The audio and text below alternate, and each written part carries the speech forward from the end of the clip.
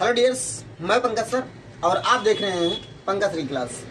आज के इस वीडियो के माध्यम से आपको बताएंगे कि नरेशन कितने प्रकार का होता है और डायरेक्ट को इनडायरेक्ट में कैसे परिवर्तन किया जाता है। तो ये सारी चीज़ें आज हम सीखेंगे। चलिए वीडियो करते हैं स्टार्ट और स्टेप बाय स्टेप सारी चीज़ें सरल तरीके से सीख लेते हैं। यदि आप मेरा वीडियो पहली बार देख रहे हैं तो चैनल को सब्सक्राइब करके पास में बेल आइकन होगा उसको दबा करके ऑल पर टच कर लीजिएगा ताकि ऐसे ही आने वाली वीडियो की नोटिफिकेशन आपको बिल्कुल टाइम पर मिलती रहे। चलिए स्टार्ट करते हैं। ये जो नरेशन होता है इसके माने होता है कहना या बताना, अर्थात वाक्य को हम दो प्रकार से कह सकते हैं।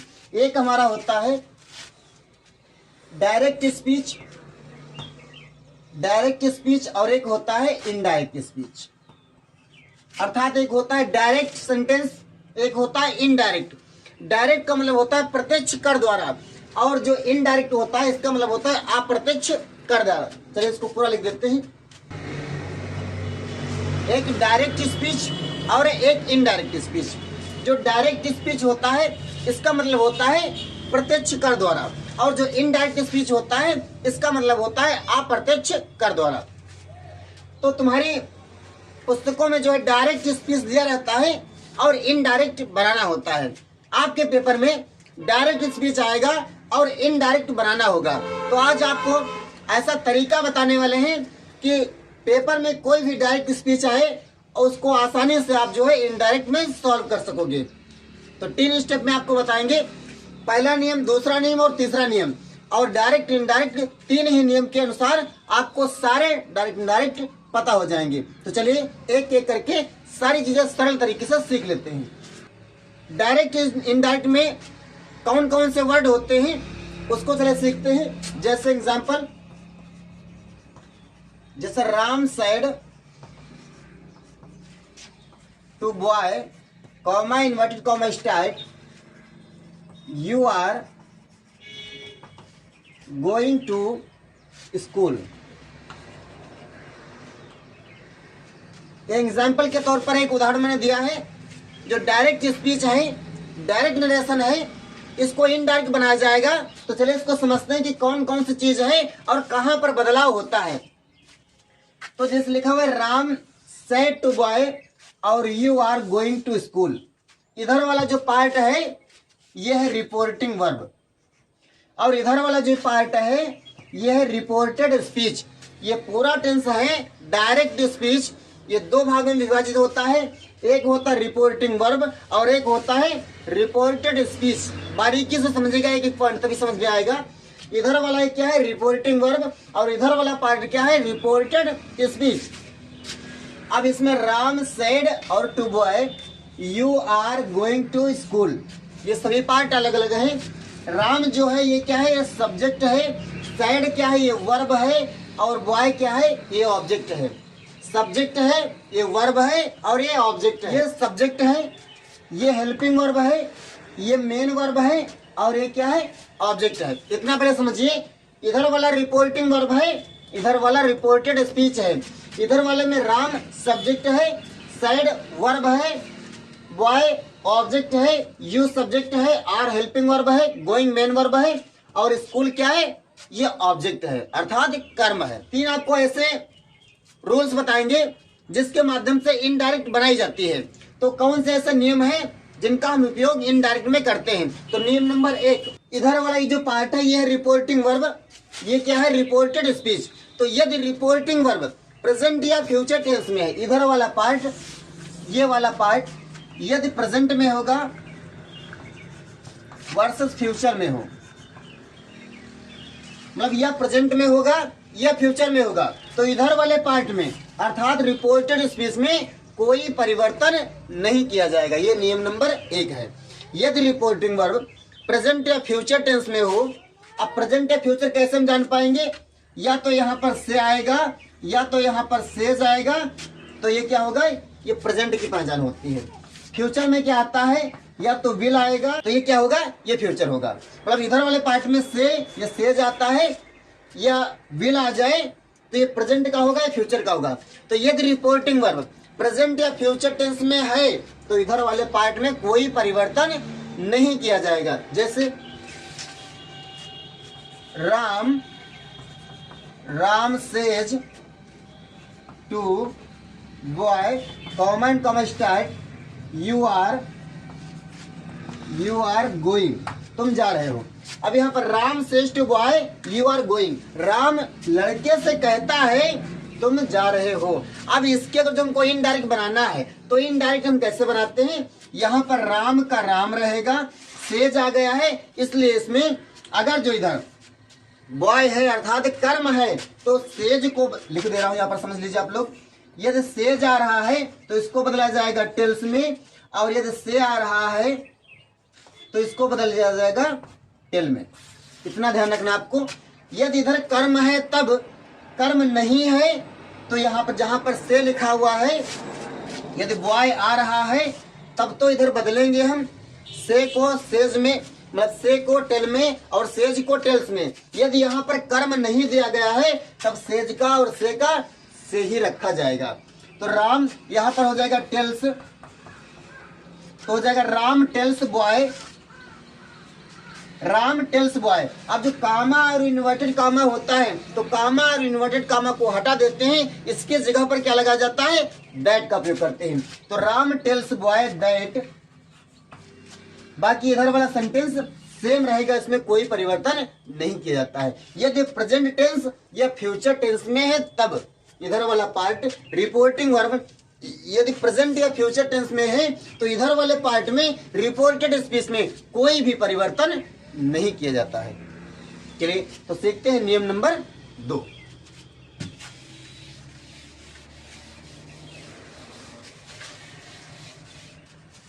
तो जो दूसरा नियम होता है, नियम नंबर 2,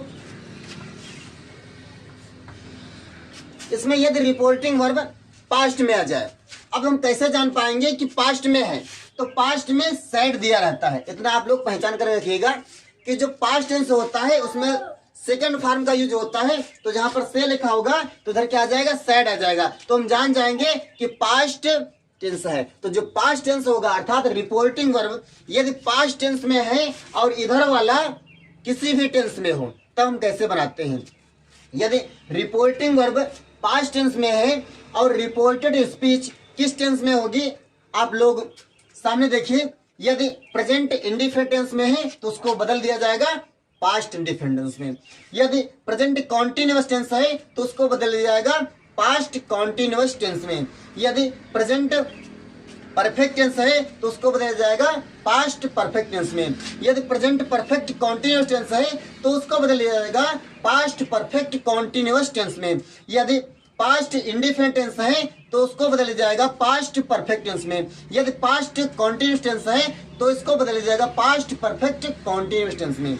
तो ये जो है आप लोग स्क्रीनशॉट लेकर के अपने पास कंठस्थ करने के रख लीजिएगा, किस प्रकार से इसमें इनडायरेक्ट बनाते समय चेंजेस करते हैं। अर्थात यदि प्रेजेंट का होगा तो उधर का भी बदल देंगे, हम पास्ट में बदल देते हैं। चलिए समझते हैं नियम नंबर 2, अर्थात इसमें कौन सा नियम लगता है। तो यदि रिपोर्टिंग वर्ब पास्ट टेंस में है और रिपोर्टेड स्पीच जो इधर वाला पार्ट होता है यदि पास्ट इंडिफिनिट टेंस में है या पास्ट कॉन्टिन्यूअस टेंस में है या प्रेजेंट टेंस में है, प्रेजेंट कॉन्टिन्यूअस टेंस में है, तब इसको हम बनाते कैसे हैं। चले जैसे यहाँ पे लिखा है Ram said to boy you are going to school. अब कौन सा टेंस है, ये प्रेजेंट कॉन्टिन्यूअस टेंस का है। कैसे जान पाएंगे, क्योंकि यहाँ पर क्या आ गया है, इज एम आर में। तो जहां पर इज एम आर आएगा वहां पर जो है इधर वाले पार्ट में वाज वेयर हो जाता है। आपको एक टेबल बताता हूं, इस हिसाब से आप बनाइएगा। देखिए ये परिवर्तन इसमें किया जाएगा। यदि यहाँ पर डूडेज होगा तो उसको डिड में बदला जाएगा। यदि इज एम आर होगा तो वाज वेयर में बदला जाएगा। हैज होगा तो हैड में बदला जाएगा।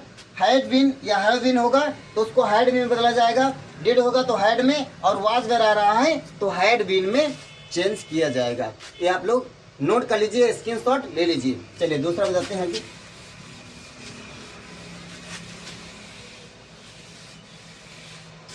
एक और चीज यहाँ पर कैसे हम इसमें चेंज करते हैं। अब यहाँ पर जो यू लिखा है ये है सब्जेक्ट, ये है हेल्पिंग वर्ब, ये है मेन वर्ब और ये है ऑब्जेक्ट। कैसे चेंज करते हैं देखिए। अब राम है तो राम का राम रहेगा, सैड है तो सैड को टोल्ड में बदल जाएगा, तो यहाँ पर हो जाएगा टोल्ड, मतलब राम टोल्ड। और इधर क्या लिखा हुआ है बॉय, तो हो जाएगा बॉय, अर्थात राम टोल्ड बॉय। इसका मतलब था Ram said to boy, Ram ने लड़के से कहा, इसका मतलब हो जाएगा राम टोल्ड बॉय, अर्थात राम ने लड़के को बताया, राम ने लड़के से कहा, राम ने लड़के को बताया। कॉमा इन्वर्टेड कॉमा की जगह पर क्या लगाया जाएगा, दैट का प्रयोग करते हैं, मतलब राम टोल्ड बॉय दैट। अब यहाँ पर क्या लिखा गया है, यू लिखा गया है। अब यहाँ पर जो यू आया हुआ है ये कितने पर्सन है, तो पर्सन आपको जानना बहुत जरूरी है। देखिए ये जो पर्सन होते हैं ये 3 प्रकार के होते हैं, एक फर्स्ट पर्सन, एक सेकंड पर्सन और एक कितना होता है third person. First person, second person, third person. First person में आता है आई और वी, सेकंड पर्सन में आता है यू और थर्ड पर्सन में आता है दे, ही और सी। नेम, यदि किसी का नेम आ रहा है वो भी थर्ड पर्सन के अंतर्गत आएगा। अब यहाँ पर पर्सन जरूरी क्यों है, क्योंकि यहाँ पर यू आया है और इनडायरेक्ट बनाते समय यू नहीं लिखा जाएगा। यू की जगह पर क्या हो जाएगा, तो ये पर्सन के अनुसार बदला जाता है। अब यू हम कैसे जान पाएंगे कि फर्स्ट पर्सन है, सेकंड पर्सन है, थर्ड पर्सन है, तो नीचे मैंने ये टेबल बना दी है, इतना ही आएगा इनडायरेक्ट में, पेपर में आपके इतना ही आएगा, इससे ज्यादा, जब इससे ज्यादा होते नहीं, ज्यादा कहां से आ जाएंगे। आई होता है, वी होता है, यू होता है, दे होता है, ही होता है, सी होता है, किसी का नाम होता है। इतने ही जब सब्जेक्ट होते हैं तो अलग से कहाँ आएंगे, तो ध्यान रखना आई और वी आ रहा है तो ये फर्स्ट पर्सन होगा, यू आ रहा है तो सेकंड पर्सन होगा, दे, ही, सी या किसी का नाम आ जाए तो वो थर्ड पर्सन होगा। बदलाव कैसे करते हैं, ये मैं आपको एक सूत्र दे रहा हूं, सन बटा 123, सन बटा 123, यस ओ एन। यस का मतलब होता है सब्जेक्ट, ओ का मतलब होता है ऑब्जेक्ट, एन का मतलब होता है नो चेंज। एक का मतलब होता है फर्स्ट पर्सन, 2 का मतलब होता है सेकंड पर्सन और 3 का मतलब होता है थर्ड पर्सन। 100% वर्क करेगा। देखिए ये लिखा है फर्स्ट, अर्थात यहाँ पर यदि फर्स्ट पर्सन आ रहा है यू के जगह पर, तो यदि यहाँ पर आई और वी आ जाएगी तो फर्स्ट पर्सन है, फर्स्ट पर्सन में आई और वी आता है, तो यदि यहाँ पर यू के जगह पर आई और वी आ जाए तो इसको बदला जाएगा सब्जेक्ट के अनुसार। अर्थात यदि यहाँ पर आई और वी में से कोई एक शब्द आ रहा है तो बदलेंगे राम के अनुसार। राम इसमें सब्जेक्ट है, 2 लिखा है, 2 का मतलब होता है सेकंड पर्सन। यदि यहाँ पर यू आ जाए तो यू को कहाँ पर बदला जाएगा, ऑब्जेक्ट के अनुसार। ऑब्जेक्ट में यही है, इसलिए यदि यहाँ पर आई और वी आ रहा है तो बदला जाएगा राम के अनुसार, अर्थात सब्जेक्ट के अनुसार।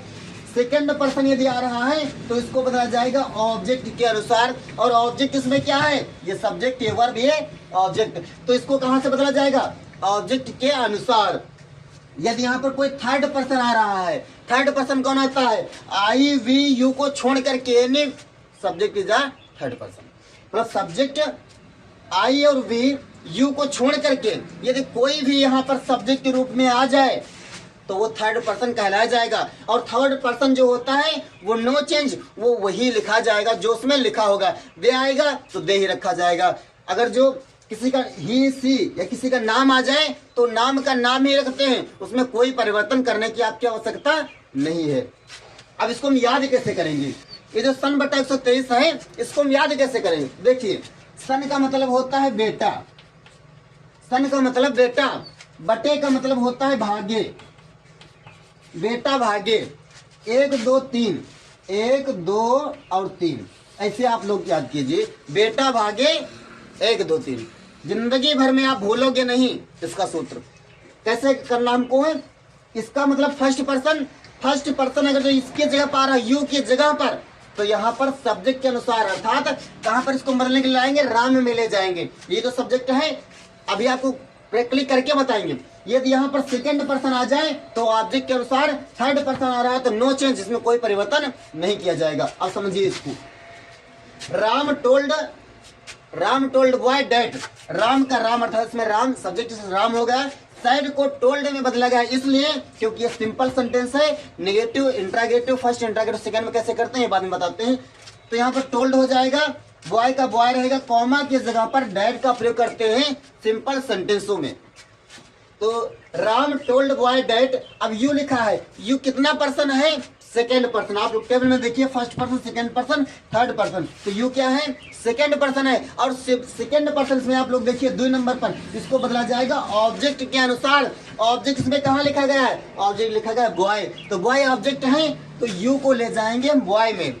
तो यू को जब बॉय में हम ले जाएंगे तो बॉय लड़का है और लड़का के लिए ही लगाया जाता है, इसलिए यहाँ पर क्या हो जाएगा? ही। यू को हटा देंगे, यू की जगह क्या हो जाएगा? ही हो जाएगा। टेंस कौन सा है? ये प्रेजेंट कॉन्टिन्यूअस टेंस है और प्रेजेंट कॉन्टिन्यूअस टेंस को पास्ट कॉन्टिन्यूअस टेंस में बदला जाता है। तो ही लिखा है, अब ही के साथ में आर को किस चीज में बदलेंगे? वाज में, क्योंकि पास्ट कॉन्टिन्यूअस टेंस में वाज वेयर का लगा यूज करते हैं। तो यहाँ पर हो जाएगा ही वाज, जाना के लिए, इसमें भी गोइंग, और पास्ट कॉन्टिन्यूअस में उसमें भी गोइंग लगाया जाता है। तो he was going to school. इस प्रकार से इनडायरेक्ट बनाया जाएगा। राम टोल्ड बॉय, अर्थात राम ने लड़के को बताया डैट कि he was going to school. That का मतलब होता है कि वह स्कूल जा रहा था। राम ने लड़के से बताया कि वह स्कूल जा रहा था। तो इस प्रकार से ये इनडायरेक्ट बनाया जाएगा।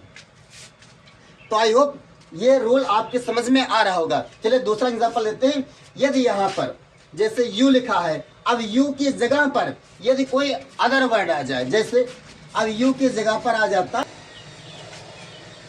जैसे यहाँ पर दे आ जाता, जैसे Ram said to boy they are going to school. अब इसको हमको इनडायरेक्ट बनाना है। कैसे बनाएंगे? अब दे कितना पर्सन है? ये थर्ड पर्सन है। तो जब थर्ड पर्सन है तो मैंने आपको बताया जो थर्ड पर्सन होगा उसमें कोई बदलाव नहीं किया जाएगा। तो उसमें जब हम कोई बदलाव नहीं करेंगे तो दे का यहाँ पर क्या हो जाएगा? ही की जगह पर क्या रहेगा? दे ही रहेगा। अब दे के अनुसार यहाँ पर क्या लगाया जाता है? वैर लगाया जाएगा, क्योंकि दे बहुवचन है और बहुवचन के साथ में वाज नहीं लगाया जाता है, वेर का प्रयोग करते हैं। तो हो जाएगा Ram told boy that they were going to school. तो इस प्रकार से इनडायरेक्ट बनाया जाएगा। तो आप लोग सन बटा 123 का यूज कीजिएगा। यदि यहाँ पर फर्स्ट पर्सन है दे की जगह पर तो इसको यहाँ से बदला जाएगा। यदि यहाँ पर कोई सेकेंड पर्सन है तो इसके अनुसार बदला जाएगा। और यदि कोई थर्ड पर्सन है अर्थात इसमें से कोई चीज आ रही है तो उसमें कोई बदलाव नहीं किया जाएगा। ये आप लोग बहुत बारीकी से कंठस्थ करिएगा। चलिए नियम नंबर 3 समझते हैं। तो जो नियम नंबर 3 होता है, ये अगर जो इधर वाला पार्ट इंट्रागेटिव सेंटेंस में है, कैसे देखेंगे? Radha said to girl, Radha ने लड़की से कहा आर यू गोइंग होम, क्या तुम घर जा रही हो। अब इसको भी इनडायरेक्ट कैसे बनाते हैं? तो ये इंट्रागेटिव सेंटेंस फर्स्ट है। तो जो इंट्रागेटिव सेंटेंस फर्स्ट होगा उसमें प्रश्नवाचक शब्द पहले दिया रहता है। तो अगर जो स्टार्टिंग में प्रश्नवाचक शब्द आ जाए तो हम जान जाएंगे कि ये इंट्रागेटिव सेंटेंस फर्स्ट टाइप है। तो इसमें इनडायरेक्ट कैसे बनाते हैं कि जो कॉमा होता है, जो इन्वर्टेड कॉमा होता है, इसके जगह पर अफर्मेटिव नेगेटिव में दैट लगाया जाता है। और जो इंट्रागेटिव सेंटेंस होता है उसमें इफ या वेदर का प्रयोग करते हैं यदि इंट्रागेटिव सेंटेंस फर्स्ट है। और यदि इंट्रागेटिव सेकंड टाइप है, कॉमा की जगह पर कुछ नहीं लगाते हैं, वही प्रश्नवाचक शब्द लगाते हैं। चलिए बनाते हैं। तो राधा का राधा रहेगा, सैड को किस चीज में बदलेंगे? आस्क्ड में। इसमें टोल्ड नहीं मिला जाता है। तो राधा आस्क्ड, राधा आस्क्ड किससे? गर्ल से। तो हो जाएगा गर्ल, अर्थात राधा आस्क्ड गर्ल। अब यहाँ पर कॉमा और इन्वर्टेड कॉमा लगा है, इसको जब रिमूव किया जाएगा तो यहाँ पर हो जाएगा इफ। अब आर लिखा है तो आर को बाद में ले जाएंगे, यू को पहले लाएंगे। तो यू कितने पर्सन है? सेकेंड पर्सन है। तो जो सेकेंड पर्सन होगा उसको लाया जाएगा ऑब्जेक्ट में अर्थात कर्म में। तो कर्म इसमें क्या है? गर्ल है। तो यू को जब गर्ल में ले जाएंगे, गर्ल एक लड़की होता है और लड़की के लिए सी लगाया जाता है, इसलिए हो जाएगा सी। ये प्रेजेंट कॉन्टिन्यूअस टेंस है तो इसको बनाया जाएगा पास्ट कॉन्टिन्यूअस टेंस में। तो सी के साथ में क्या लगाया जाएगा? वाज लगाया जाएगा। तो हो जाएगा सी वाज, मतलब यू को पहले लाएंगे और प्रश्नवाचक शब्द को बाद में लिखा जाएगा। तो यहाँ पर आर का वाज इसलिए हो जाएगा क्योंकि ये प्रेजेंट टेंस है और प्रेजेंट टेंस में आर लगाएगा यू के साथ में, क्योंकि यू बहुवचन है। इसको ले जाएंगे गर्ल में, यदि यहाँ पर आई और वी में से होता तो इसको ले जाते राधा में। यदि यहाँ पर आई वी यू को छोड़ करके कोई भी सेंटेंस आ जाता, कोई भी वर्ड आ जाता तो उसको बदला जाता उसी में, उसमें कोई परिवर्तन नहीं किया जाता। तो यहाँ पर यू को लेके गर्ल में, गर्ल लेके लड़की, इसलिए हो जाता सी। अब आर को जब इधर लाएंगे तो सी के सामने वाज और वेर दो चीजें होती है। वेर इसमें लगाने से क्योंकि बहुवचन नहीं है। एक वचन के सामने वाज, गोइंग का गोइंग रहेगा और होम का होम रहेगा, तो हो जाएगा गोइंग और होम। तो इस प्रकार से इनडायरेक्ट बनाया जाएगा। तो आई होप ये इंट्रागेटिव सेंटेंस फर्स्ट आपकी समझ में आया होगा। यदि इंट्रागेटिव सेंटेंस सेकेंड टाइप है तो उसको भी ऐसे बनाया जाएगा, कामा की जगह पर कुछ, मतलब कामा की जगह पर किसी का भी प्रयोग नहीं किया जाएगा। जैसे यहाँ पर यह दिया जाता why, Radha said to girl why are you going home, why are you going home. अब इसको इंडायरेक्ट बनाने के लिए क्या है कि व्हाई अपनी जगह पर व्हाई रहेगा, आर को वाज में बदल ले जाएगा। इसको कुछ इस प्रकार से बनाएंगे, देख लीजिए। इंट्रागेटिव सेंटेंस में इफ लगाया जाता है और इंट्रागेटिव सेंटेंस सेकंड में इफ का प्रयोग नहीं किया जाता है। तो यहाँ पर क्या हो जाएगा, यही प्रश्नवाचक शब्द आएगा। व्हाई का व्हाई ही रहेगा और आर का क्या हो जाएगा, वाज। यू को ले जाएंगे गर्ल में तो यहाँ पर क्या हो जाएगा, सी। बाकी सब ज्यों का, तो इसमें कोई परिवर्तन नहीं किया जाएगा। तो आई होप ये आपकी समझ में आया होगा। मैं कुछ चेंजेस लिखे दे रहा हूँ, इसको आप लोग स्क्रीनशॉट ले लीजिएगा, जिसकी मदद से आप यहाँ पर परिवर्तन कर सकते हो। और यदि ये वीडियो यूजफुल लगा है तो पार्ट 2 के लिए कमेंट कीजिएगा, जल्द ही आपको पार्ट 2 मिल जाएगा। तो आई होप ये वीडियो आपकी पसंद आया होगा। यदि वीडियो आया पसंद तो वीडियो कीजिएगा लाइक, चैनल को करिएगा सब्सक्राइब, ताकि ऐसे ही आने वाली वीडियो की नोटिफिकेशन आपको बिल्कुल टाइम पर मिल जाए।